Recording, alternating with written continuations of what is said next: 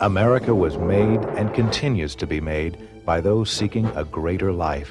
The Chinese, the Italians, the English, the French, the Japanese, the Germans, the African Americans, the Dutch, the Native Americans, the Spanish, the Portuguese, the Scandinavians, the Indians, the Irish, the Russians, the Polish, the Arabians, the Peruvians, the Greeks, and the many others that have come from the many lands of this world.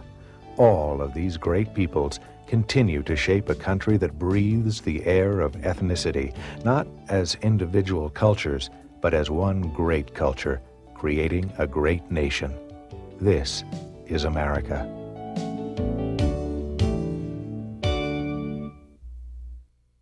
When Johnny comes marching home again, hurrah, hurrah, we'll give him a hearty welcome then, hurrah, hurrah.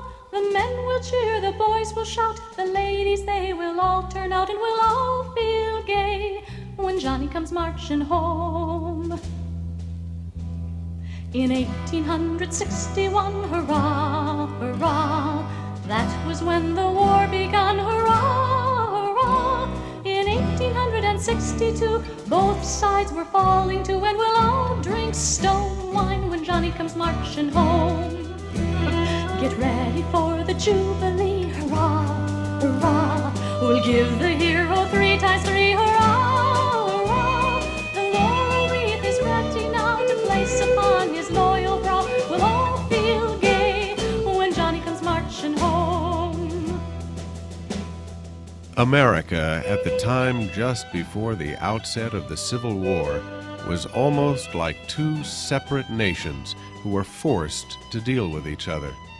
While the North continued to progress toward the industrial age, the South remained the agrarian, slave-based economy that it was at the time of the Founding Fathers. And now, America, the Living Dream, Part 4, the Civil War and the Move West. The Civil War was 4 years of intense fighting and bloodshed that drove America to its knees and nearly into extinction.